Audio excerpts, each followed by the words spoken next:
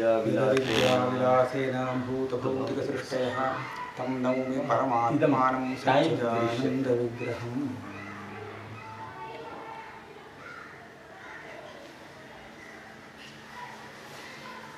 तच्च अनुमानं स्वार्थ परार्थ भेदेन द्विविधम्।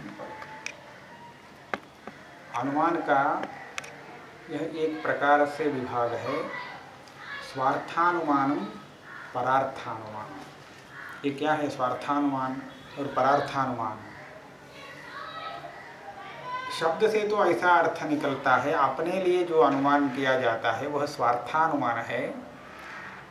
फिर दूसरे के लिए, दूसरे को समझाने के लिए जो किया जाता है वह परार्थानुमान। लेकिन ऐसा ही साक्षात उसका अर्थ नहीं।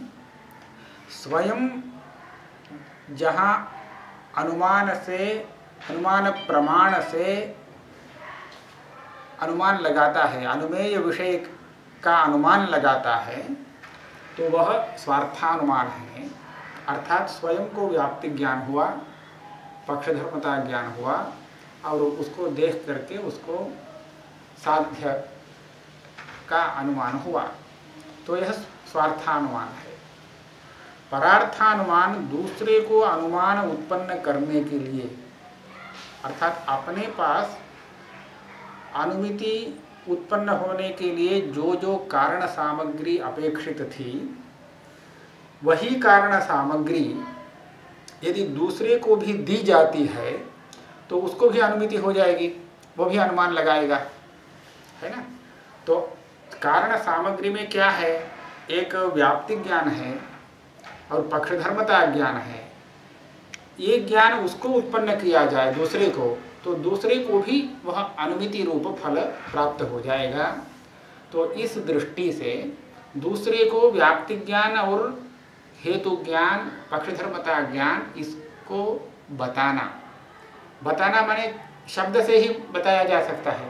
इसलिए शब्द प्रयोग करके श्रोता को अनुमिति सामग्री से संपन्न कराना, तो वहाँ पर उसको हम परार्थानुमान ऐसा कहते हैं। तच्च अनुमानम स्वार्थ परार्थ भेदेन द्विविधम्। तत्र स्वार्थं तु उक्तमेव। स्वार्थानुमान का क्या उदाहरण है? अभी जो उदाहरण दिखाया गया, पर्वत में धूम को देखा, उसको स्मरण हो गया संस्कार का उद्बोध होने से, और उसके बाद साक्षात वन्यमान पर्वतो वन्यमान अनुमिति हो गई, यह जो कहा यह स्वार्थानुमान का उदाहरण है। स्वार्थानुमानं तु उक्तमेव। परार्थं तु न्याय साध्यम। परार्थानुमान जो है वह न्याय से साध्य है, न्याय से सिद्ध होता है। अब न्याय शब्दार्थ क्या है? तो कहते हैं न्यायो नाम अवयव समुदाय। अभी बताया ना, दूसरे के पास अनुमिति के लिए अपेक्षित कारण सामग्री को संपन्न करने के लिए जिन वाक्यों का प्रयोग आवश्यक है, उन वाक्यों का परिगणन किया गया है, तो उन वाक्यों से दूसरे को वह सामग्री उत्पन्न हो जाती है, उसके बाद वो भी अनुमान कर लेता है। तो जो वह वाक्य है, उन वाक्यों को हम न्याय ऐसा कहते हैं। न्यायो नाम अवयव समुदाय, उसी को अवयव ही कहेंगे। पूरा न्याय है। नैयायिकों के मत में 5 वाक्य वहाँ होते हैं, पंचावयव समुदाय। तो उसमें प्रत्येक अवयव, जैसे प्रतिज्ञा, हेतु, उदाहरण, उपनय, निगमन, ऐसा 5 अवयव करते हैं। उस 5 अवयवों का अलग अलग प्रयोजन भी बताते हैं, लेकिन मीमांसक और वेदांती उन 5 अवयवों में केवल 3 को लेते हैं। आदि प्रतिज्ञा से लेकर के 3, अथवा उदाहरण से लेकर के अंतिम 3, ऐसा 2 भेद है। कोई 3 पर्याप्त है ऐसा कहते हैं। न्यायो नाम अवयव समुदायः। अवयवाश्च 3 एव, न तो 5 अवयवाः। तो हम उसके पहले नैयायिक का वो जो अवयव है उसको बता देते हैं। दूसरे को अनुमिति करानी है, पर्वत में वन्ही का अनुमान वह दूसरा लगा सके, इसकी सामग्री उत्पन्न करनी है उसके पास। तो हमें क्या करना पड़ेगा? तो नैयायिक कहते हैं 5 वाक्यों का प्रयोग करना पड़ेगा। पर्वतो वह्निमान प्रतिज्ञा, उसके बाद धूमवत्वात् हेतु, यो यः धूमवान सह, एक सह भी चलेगा, सह वह्निमान यथा महानसः, यह उदाहरण हुआ। तथा च अयम्, उसी तरह यह भी धूमवान है, धूमवांश्च अयम्, यह उपनय हुआ। तस्मात् वह्निमान, पर्वतो वह्निमान, यह निगमन है। तो इस तरह 5 वाक्यों का प्रयोग होना चाहिए।